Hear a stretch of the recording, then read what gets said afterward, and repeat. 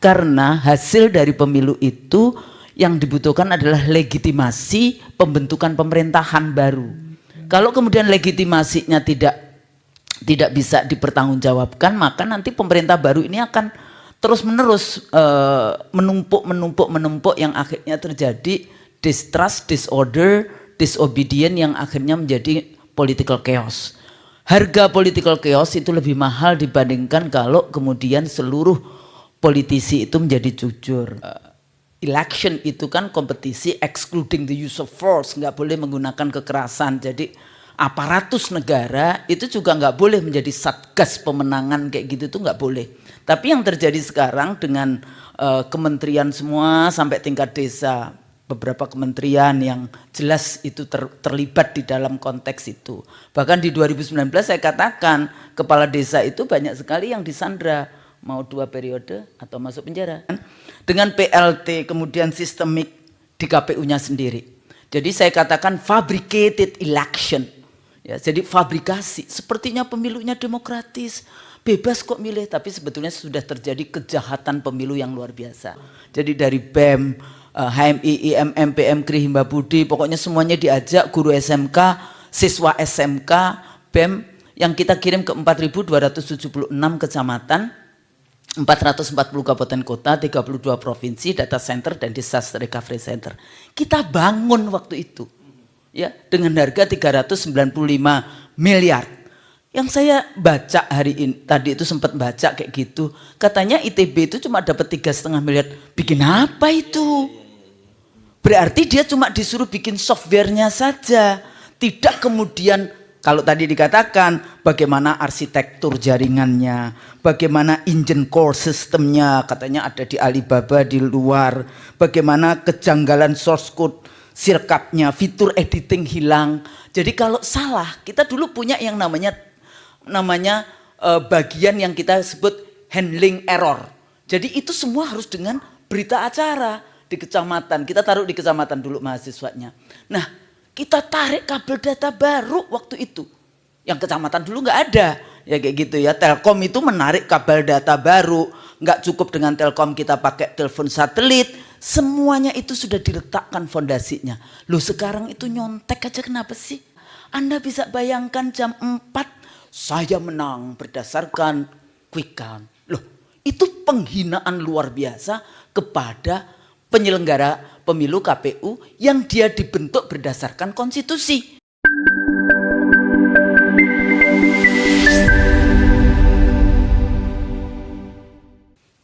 Mbak Khusnul, Dr. Khusnul Maria, ini sekalian mempertanggungjawabkan sebagai pengajar ilmu politik. Ya. Kenapa jadi politiknya begini sih Indonesia gitu? Okay. Yang salah dosen-dosennya ini.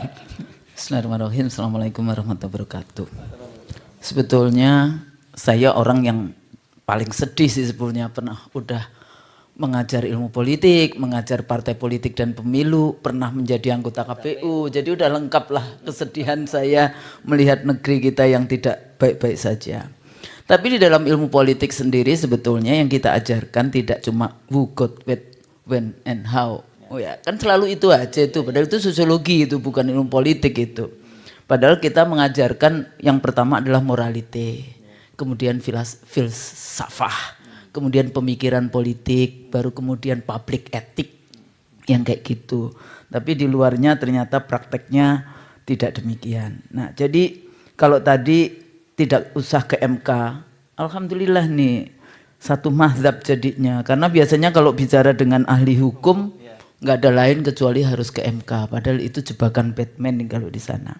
Nah, kondisi penyelenggaraan pemilu saya katakan hari ini sebenarnya terjadi malpraktek yang luar biasa. Terus kemudian yang kedua akhirnya pemilunya gagal sebetulnya di dalam konteks kita bahas tentang free and fair, bebas dan jujur. Ya. Dan selalu dikatakan kan kemarin ada yang mengatakan etika dasmu misalnya ya. Nah, ini kan apa sih manfaatnya kalau kita menyelenggarakan pemilu yang dengan integrity? Why election integrity matters kayak gitu kan? Karena hasil dari pemilu itu yang dibutuhkan adalah legitimasi pembentukan pemerintahan baru. Kalau kemudian legitimasinya tidak bisa dipertanggungjawabkan, maka nanti pemerintah baru ini akan terus-menerus menumpuk yang akhirnya terjadi distrust, disorder, disobedience yang akhirnya menjadi political chaos. Harga political chaos itu lebih mahal dibandingkan kalau kemudian seluruh politisi itu menjadi jujur.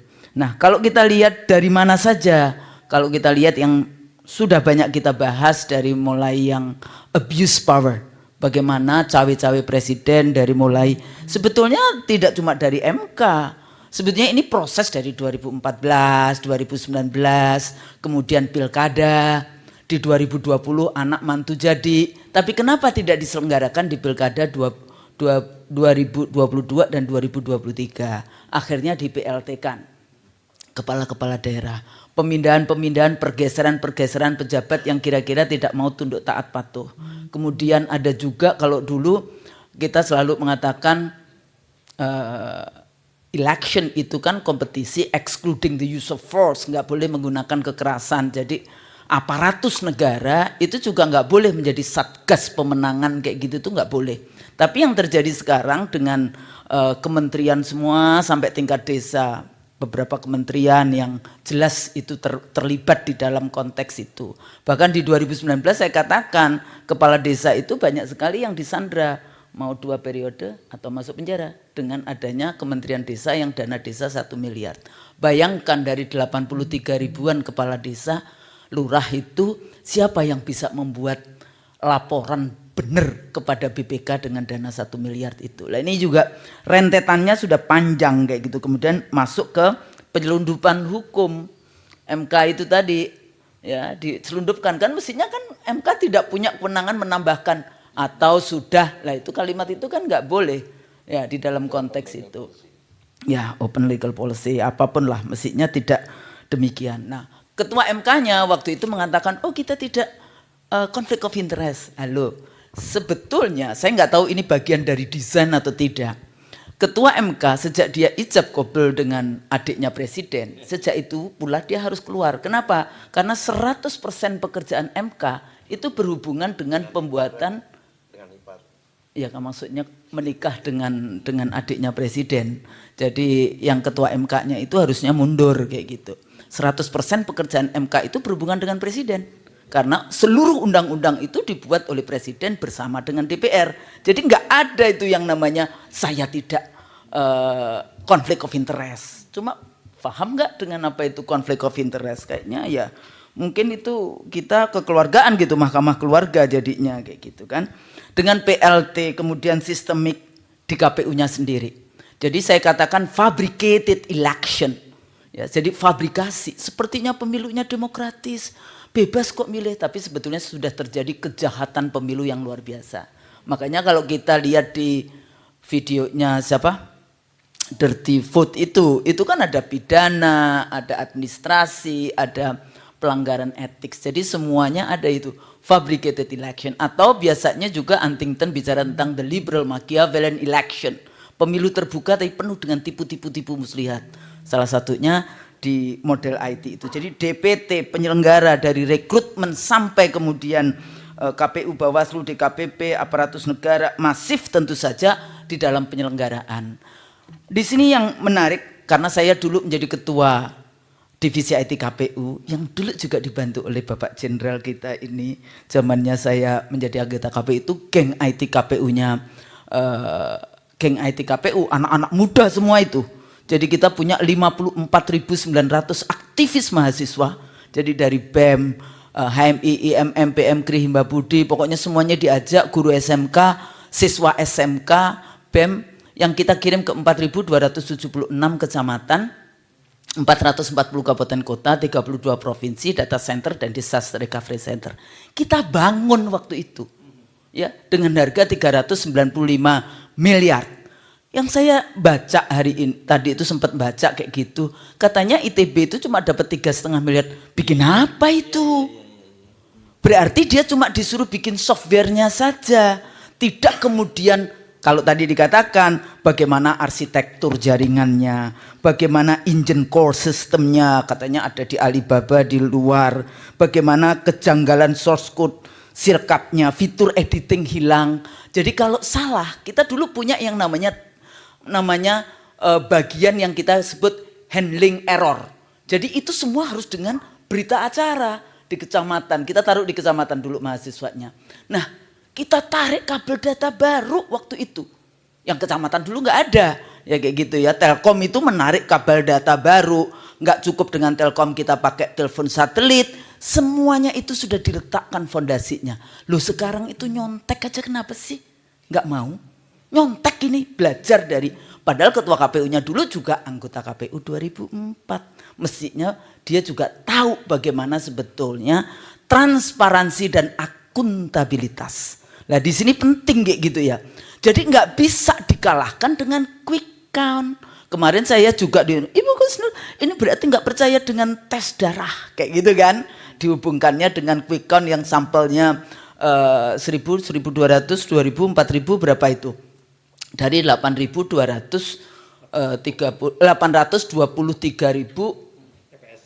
sekian ribuan sekian yang kayak gitu TPS. Nah persoalannya yang dites itu nggak cuma satu orang, tapi 204 juta pemilih. Nah, kayak gitu kan yang dites darahnya itu bukan ngetes darah cuma satu orang kayak gitu kan dalam konteks itu. Tapi bagi saya dalam situasi budaya politik di Indonesia seperti ini nggak bisa.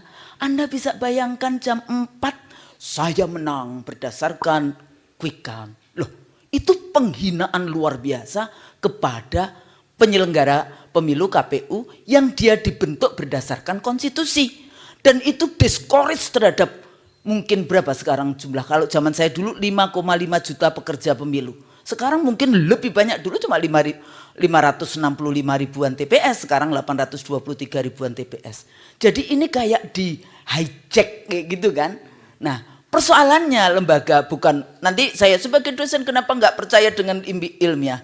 Well, statistik itu ini bukan privilege demokrasi persoalannya, ini penggiringan opini. Nah, sekarang persoalannya coba kita tanya teman-teman ini, satu, yang bayar siapa?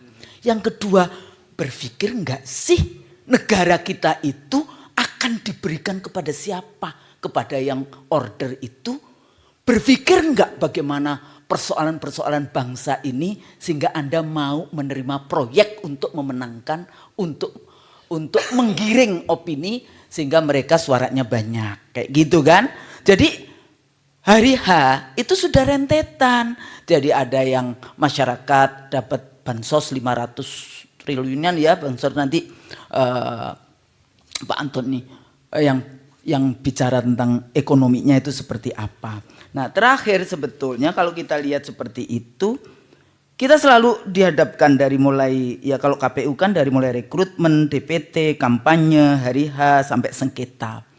Ada juga pandangan, oh bawa aja, kalau salah kan presiden juga. Kalau salah bawa ke Bawaslu, bawa ini. Saya dari dulu, Panwaslu aja nggak perlu, apalagi Bawaslu. Bawaslu bubarkan aja, itu lembaga, nggak penting itu. Kenapa? Karena tidak mendapat. Sekarang pertanyaannya, Bawaslu siapa yang ngawasin? Jadi kan KPU diawasi Bawaslu, Bawaslu KPU diawasi DKPP, nanti DKPP diawasi siapa? Kok bulet? Dari dulu saya selalu mengatakan berikan dana-dana itu kepada civil society, kepada kampus-kampus untuk mengontrol bagaimana penyelenggaraan pemilu. Kenapa? Supaya LSM-LSM juga tidak menerima dana dari asing, supaya agenda yang namanya suksesi pemerintahan kita tidak kemudian ditentukan oleh asing-asing yang seperti itu. Bawaslu juga mengakui kan, KPU mengakui 2.325 TPS yang salah. Itu yang karena rakyat teriak, yang nggak tahu, yang nggak ketahuan. Nah itu tadi karena oke, diperbaiki yang sini, nggak taunya sistemnya. Oh kalau diperbaiki yang sini, yang masuk yang sini. Diperbaiki yang sini, masuk yang situ. Nah ini kan gimana sistem kerjanya. Oleh karena itu, apakah nanti dengan angket kemudian audit digital itu bisa dimintakan, itu menjadi sangat penting. Ya, ini langkah politik. Saya dari dulu sudah mengatakan nggak perlu. Apalagi TSM. Kalau cuma 1-2 dapil silahkan. Apakah ada dulu di 2004 dibawa ke MK? Ada. Tapi saya tahu waktu itu MK adalah tempat terakhir bagi kami anggota KPU untuk memperbaiki kesalahan. Karena memperbaiki kesalahan adalah mulia juga. Maka di rapat pleno KPU saya katakan, karena saya tahu ada 4 anggota KPU yang mengubah hasil pemilu saat naik pesawat dari provinsi ke Jakarta. Ada di mana lagi beberapa. Saya katakan itu kepada tim hukumnya KPU. Untuk dapil ini KPU nggak bisa menang. Gimana sih Pak Kusnul? Ya, karena saya tahu itu adalah kesalahan KPU sampai 4 anggota KPU lawan satunya perempuan, ketuanya yang 4-nya laki-laki. Bukan karena itu ya Bang ya. Jadi jangan dilihatin seperti itu. Nah, akhirnya kita beberapa dapil itu kemudian dimenangkan oleh orang. Karena waktu itu KPU menyadari bahwa ini adalah dapil-dapil yang KPU melakukan kesalahan. MK adalah tempat terakhir untuk memperbaiki kesalahan. Tapi kalau kemudian modelnya TSM seperti ini, Anda bawa ke MK, sementara MK sudah dikuasai oleh rezim yang berkuasa, untuk apa? Yang di 2019 saja dulu berapa miliar itu fotokopi, emang dibaca dalam waktu 2 hari? Enggak juga. Jadi gimana? Langkah politik. Kalau misalnya bahkan ke Bawaslu aja saya mengatakan enggak perlu ke Bawaslu. Jadi gimana? Selesaikan semua persoalan yang masih diperjuangkan di KPU. Jangan pergi kemana-mana, di KPU. Kalau enggak, ya sudah, kami serahkan kepada kedaulatan rakyat. Biarkan nanti anak-anak muda dan kita semua turun ke jalan, kayak gitu kan. Nah terakhir, kita perlu reformasi kembali. Mudah-mudahan ini semangat bagi kita semua mencari kebenaran. Kebenaran enggak perlu ini, nanti kebenaran itu akan menemukan jalannya. Yang penting tetap ini semua di dalam kerangka untuk memperbaiki kondisi bangsa. Karena hari ini ya kedaulatan kita sudah dijual dengan harga murah tanpa rasa malu kepada asing dan asing.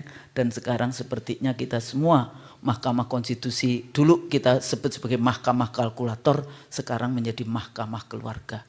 Nah, ini persoalan kita bersama-sama, tapi saya nggak mau bertanggung jawab kalau itu yang curang Bawaslu, yang curang rezim yang sedang berkuasa, yang curang KPU. Kata Ketua Bawaslu kan kita semua bertanggung jawab. Halo, yang melakukan kecurangan siapa? Enak aja.